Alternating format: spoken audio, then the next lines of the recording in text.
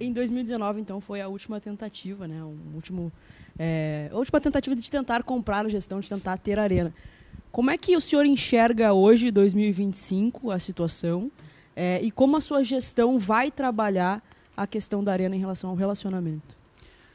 Eu sempre tenho dito nas minhas reuniões, a Arena Porto Alegrense, ou a superficiária, ela foi a primeira SAF do Brasil, sem termos lei, sem termos projeção, sem ninguém falar em SAF naquela oportunidade.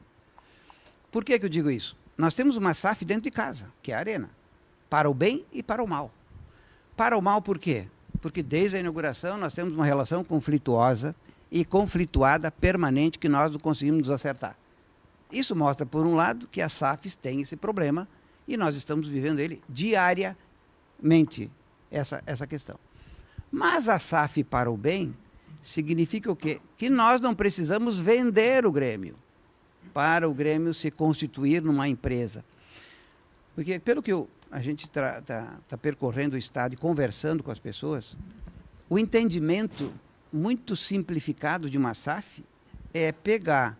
O pessoal acha que pega a associação, sem fins lucrativos, que é o Grêmio, vai ali e transforma ela numa SAF. Não é isso. Não é. A transformação do Grêmio numa SAF não se dá dessa forma. O Grêmio tem que transferir patrimônio, transferir tudo aquilo que, na verdade, ia acontecer lá em 2012. Transferir o time, transferir tudo. Tudo. Então, o Grêmio passa, como instituição sem fins lucrativos, deixa de existir, no ponto de vista operacional. Passa. Isso se vendesse a maior parte das ações. Sim. Então, um outro modelo, talvez não. Que a associação sem fins lucrativos não tem ações. Ela é um bloco. Né? Ela é um CNPJ. Então, a questão eu digo que nós temos uma SAF dentro de casa, porque se nós tivermos a gestão da Arena, nós temos ali dentro, e isso está, inclusive, aqui, 2013. Nós temos ali dentro, pelo menos, 33 mil cadeiras, em princípio, a serem negociadas. 30 mil. Nós temos, por exemplo, deixar uma parte da bilheteria, 25 mil cadeiras para negociar com o nosso torcedor. E o nosso torcedor, se a gente fizer isso, fanático do jeito que ele vai e compra, porque ele vai se sentir dono, como era no Olímpico. Então, a gente tem que trazer para dentro da Arena o espírito patrimonial e de pertencimento que nós tínhamos no Olímpico. E isso só se faz quando a gente comprar a Arena, que ela for 100% nossa. Com isso, a gente pode gerar ali, e eu me lembro, eu estava sentado na frente do presidente Romildo e disse, presidente, nós vamos poder gerar uns 10 milhões por mês do quadro social. Aí ele me corrigiu e disse, não, 14, naquela época, 14 milhões adicionais, pela média de preço das cadeiras hoje. Vladimir, recentemente a atual direção do Grêmio fez uma reunião com a imprensa e conselheiros do Grêmio para expor a situação da relação Arena e a atual gestão. Ali foi exposto que a última tentativa de compra da gestão foi em 2023 e que acabou não avançando. O Grêmio fez uma proposta de 60 milhões de reais para assumir a gestão, esses 60 milhões parcelados em 10 anos e mais 45 milhões de reais para assumir a dívida da Arena. Nesse meio tempo, segundo o Grêmio, apareceu o grupo REAG de São Paulo e comprou 2/3 da dívida. O Grêmio acabou adquirindo apenas o 1/3 da dívida do Banrisul e o negócio não avançou. E onde eu quero chegar? O Grêmio entende, a atual gestão do Grêmio, que não há uma predisposição da Arena Porto Alegrense de sair da gestão, de sair da Arena. Por quê? Porque, bem ou mal, representa uma lucratividade, representa uma rentabilidade. A Arena conseguiu, a Arena pagou, segundo o Grêmio, 6 milhões de reais em bonificação para os seus diretores e também fez 49 milhões em mútuo, um empréstimo entre empresas do mesmo grupo. Ou seja, algum dinheiro está rendendo, conforme o que foi nos apresentado. Aí vai a minha pergunta, como convencer ou como conseguir judicialmente, se for o caso, tirar a Arena de um negócio que, bem ou mal, para ela, rende um dinheiro? Com dinheiro. O único que pode efetivamente fazer uma proposta que ela possa ser aceita, porque, veja bem, o grupo que comprou o crédito por 40 milhões, tem ligação com a Meta, que teve um processo de execução lá atrás, onde esses valores foram comprados no processo de execução judicial. Então, nós estamos falando do mesmo grupo, do mesmo time que transferiu créditos de um para o outro. A Meta tem interesse em se livrar do problema, entre aspas, porque a Meta é uma construtora. Isso eu já dizia lá atrás, em 2013, a Meta sendo uma construtora, a OS sendo construtora, o negócio delas não é administrar a casa de espetáculo. O negócio dela é construir, faturar e ir embora. Esse, que é o que a Caragones, que está substituindo a OS, quer fazer no Olímpico, quer construir. Ela não tem interesse lá na arena, nessas questões. Ela quer o Olímpico para construir os seus 336 mil metros quadrados. Vender e ir embora. Então, a Meta tem interesse em resolver esse problema. Agora, claro que a Meta vai querer um valor. Tem uns dois valores aí a serem considerados. Os dois valores. A dívida, que nós, em 2016 e 2019, havíamos já trabalhado ela em 120 milhões no total dela, a dívida financeira, pagos em 10 anos, 120 milhões. Tínhamos já, inclusive, proposto por escrito a compra do E2, do estacionamento E2. Por quê? É ilegal ter um prédio, um estádio, que não tem estacionamento. E embaixo da arena são 314 vagas. Não dá para nada. No projeto original da OS, o shopping teria 2.813 vagas. Aquelas vagas em dias de jogos seriam destinadas todas para a arena. Então havia a ligação. Saiu o projeto do shopping, temos que ter estacionamento. Então o estacionamento do E2 foi orçado e se fez até a proposta em 28 milhões naquela oportunidade. 28 milhões pagos em 10 anos também. 2,8 milhões por ano. Então nós teríamos aí o valor da dívida, o valor do E2 e a compra da gestão. Quanto é que vale a gestão da arena? Porque nós temos aí um pagamento hoje de 2 milhões e 100 do Grêmio, mensais, que vão, em tese, até 2033.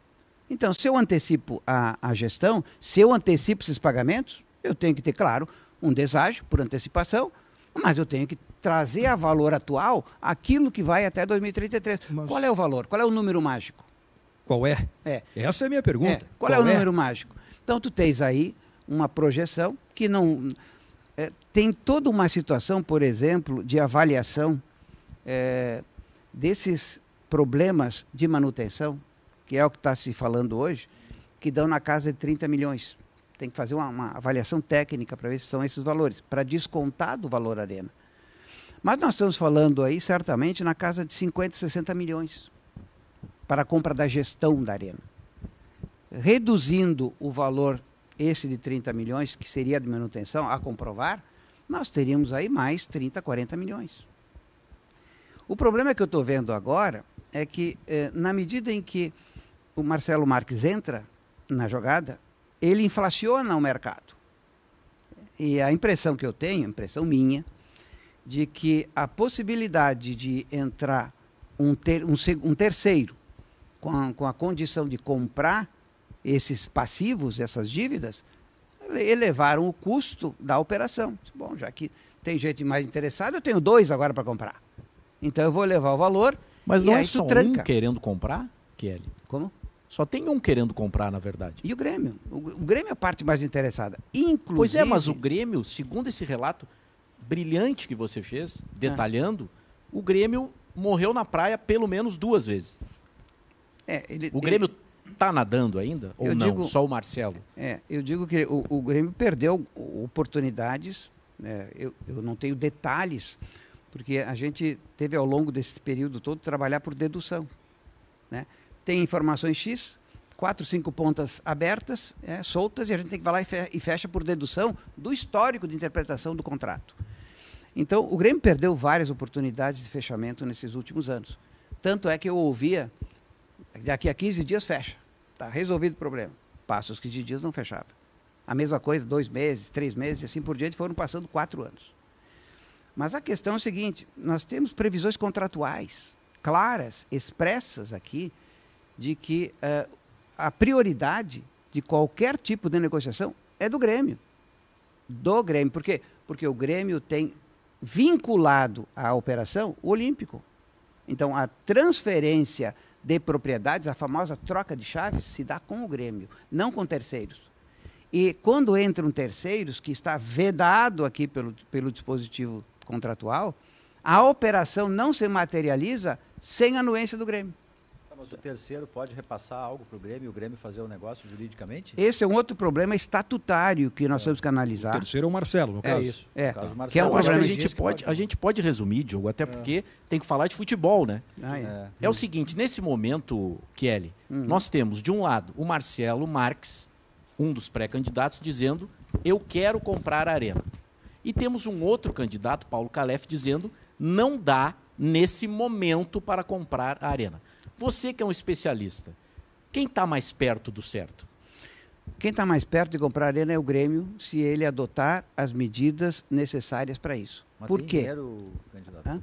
Tem dinheiro. Porque o torcedor, eu imagino assim, né, leigamente, o torcedor está pensando, pô, mas não tem dinheiro para comprar o Adrielson. Como é que vai comprar a Arena? O Grêmio vai tirar Candidato. recurso para isso. E Essa é não a só a questão do dinheiro, mas o custo que tem a Arena para operacionar Também, o equipamento hoje em dia. Isso é uma coisa tranquila, por quê? E até retomando um pouco a questão anterior, que até não cheguei a concluir, mas se tu tens no quadro social a possibilidade de incrementar 14 milhões, 15 milhões pelas 25 mil cadeiras, vai depender muito, um pouquinho menos, um pouquinho mais, tem ainda toda a bilheteria que não está computada nesse cálculo. Toda a bilheteria. Há dois Grenais atrás, nós tivemos uma receita só num jogo de 4 milhões e 600. Qual é a média, mais ou menos, que a Arena Porto Alegre pode faturar, exceptuando-se janeiro e dezembro, que são baixa temporada no futebol? A média não baixa de 7 a 8 milhões por mês. Se nós multiplicarmos por 12, nós vamos chegar, nós passamos fácil de 20 milhões mês. 20 milhões vezes 12, nós estamos falando de 250 milhões de reais por ano, que aí sim seria essa nossa SAF. 250 milhões de reais ano agregado de forma permanente, não de um aporte pura e simplesmente ali e depois não haver a manutenção, porque o Grêmio precisa de estabilidade financeira. Mas, Vladimir, então, só para ficar claro, hoje, para resolver o problema, considerando compra de gestão, e também tem a questão dos 2/3 da dívida lá, né? Da dívida. Nós estamos falando de aproximadamente quanto para resolver o problema e de que maneira que pode ser que essa conta pode ser quitada pelo Grêmio, com essa operação do estádio que você falou. Mas o valor aproximado para resolver o problema seria quanto hoje? Varia dependendo da negociação da gestão, né? Vai variar de 180 a 220 milhões em torno disso. Pode ser um pouco mais, um pouco menos, mas o que acontece? Entra com a entrada do empresário na jogada, certamente o freio de mão foi puxado e esses valores podem ser acrescidos. E aí, eventualmente, pode-se criar uma dificuldade até operacional e financeira para que a negociação seja realizada por este caminho. Tem outros caminhos que se pode realizar? Sim. Tem fundos de investimentos interessadíssimos nessa operação. Porque vamos combinar, nós estamos falando de 50 milhões de dólares. Nem isso. 50 milhões de dólares para fundos de investimento que têm interesse, por exemplo, em firmar parcerias, não mandar, não ser uma SAF mandar, parcerias. Tem fundos de investimento, o fundo de investimento, um paulista que nós estamos conversando, construiu o estádio do Bragantino. Esse mesmo fundo de investimento comprou a SAF do Curitiba por 1 bilhão. Então, são fundos que já trabalham nessa área e que nós não precisaríamos fazer uma operação de transferência de propriedade ou de um endividamento impagável para poder viabilizar isso. Se nós fizermos aí um cálculo, desculpa aí, Marcelo, cálculo de padeiro, se nós fizermos um cálculo na perna, 100 milhões de dólares para um fundo de investimentos nessa área é um dos, talvez, menores negócios que essa turma tem. E nós estamos falando de 600 milhões. Então, tem mecanismos, tem procedimentos, tem formas, porque nós não temos uma única bala de prata, que é aquela ou nenhuma mais. Nós temos alternativas para fazer. Agora, as alternativas elas têm que ser executadas, elas têm que ser postas em prática, tem que ter, inclusive, vontade de natureza política, tem que ir para cima, tem que resolver o problema. E nós temos essa dificuldade, não é de hoje, de empacar nas coisas e as coisas não avançarem.